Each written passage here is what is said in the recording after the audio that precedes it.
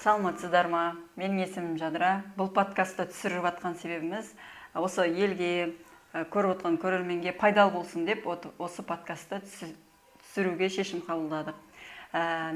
Қасымда отырған Мадина құрбым өзінің басынан кешкен отасымен бөліспекші.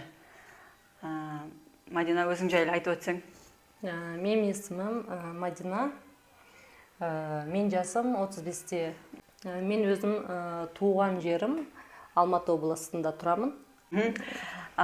Бұл енді кейбіріңізге оңай көрінуі мүмкін, мысалы кейбір білеміз бұл ота жайлы деуі мүмкін, мысалы өттегі тасты алу туралы мысалы қалай өзінің өтін сақтап қалды, қандай үлкен тас шықты, сол туралы мысалы бір кішкентай болса да бір пайдалы болсақ деген үмітпен түсіріп отырмыз. Енді Мадина, осы өтте тас бар екенін қалай білдің?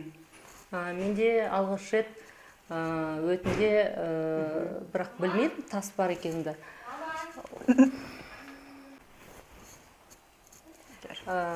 Алғаш рет менде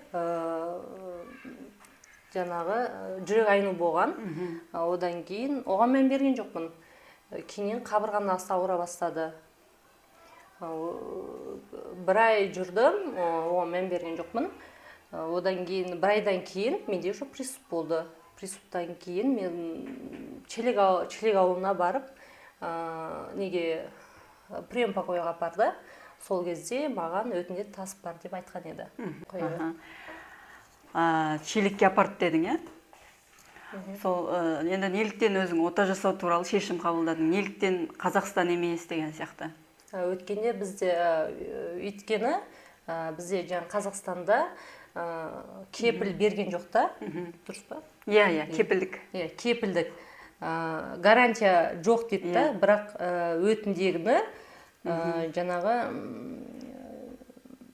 тасты, өтіндегі тасты өтімен бірге кесіп алып тастаймыз деген. Өтімді сақтау үшін басқа қала жақтан іздей бастадым, емін іздей бастадым. Ол кісіні тиктоктан қарадым, жаңа историясын бәрін изучать еттім, көрдім.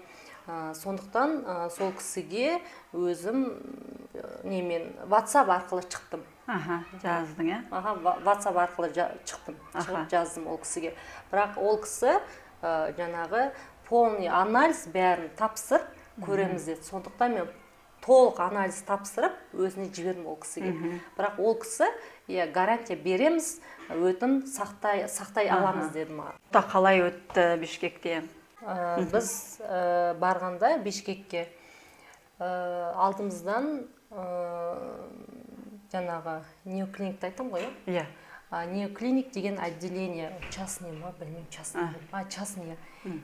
Неоклиник деген частный поликлиника екен. Алдымыздан сол врач күтіп алды. Сол жаңағы связі болған врач күтіп алды бізді. Күтіп алды, екеумізді сол палатаға бірге жатқызды. Отамыз бізде сағатына дейін ба? Оны кейіннен қоясың ба? Мен айтар. Бірге жатқызды, бір палатада жатты. Ол кісі де мен қасында жолдасында. Одан кейін отамыз барған күні басталды ма или ертес?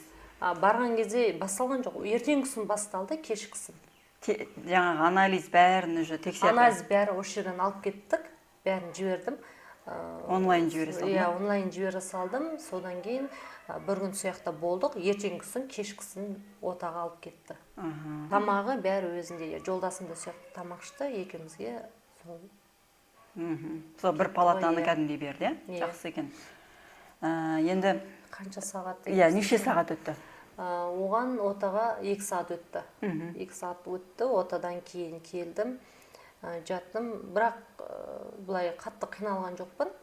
Ары қарай қалай күтін деп айттым мысалы? Қатты құрылған жемейсің, жаңағы жеңіл тамақтарды жейсің ғой енді. Жолдасым қызыма бөліп тамақ пісіріп беремін да, мен өзіме бөліп тамақ пісіремін, бірақ бұлардың тамақтарын пісірген жегім келеді. Андай қордақ жесем, андасында кашкесін жеймін. Көп жемеймін, 1-2 талын ғана тілін жеймін. Алтай оңай емес, е? Ең көп қолдау көрсеткен менің жолдасым және менің өз әке-шешем. Аха.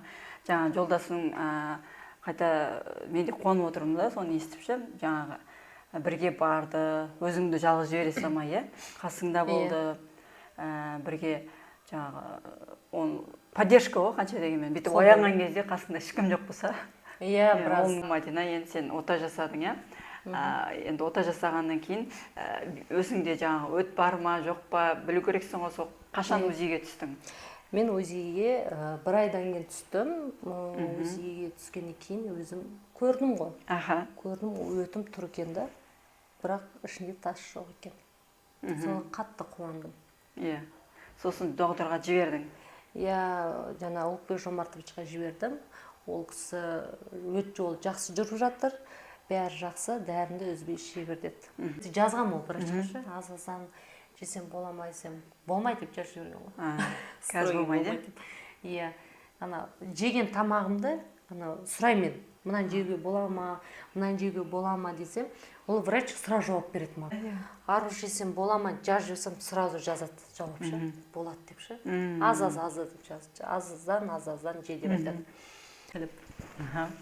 Ал достар, осы подкастымыз егерде пайдалы болып жатса, лайк басыңыздар, тіркеліңіздер, және комментарий жазыңыздар. Мадинаға жақсы пікірлеріңізді жаза өтіңіздер, біз бәрін оқып отырамыз. Және өздеріңіздің осындай оқиға бастарыңыздан өткен болса, оны да жаза өтсеңіздер. Қазақстанда бұндай бар ма, осындай ақшаға жасауға бола ма, жасадыңыздар ма, осында жаза кетсеңіздер, біз қуанышты боламыз. Рахмет сіздерге, тыңдағандарыңызға. Мен Жадыра және құрбым Мадина. Сау болыңыздар.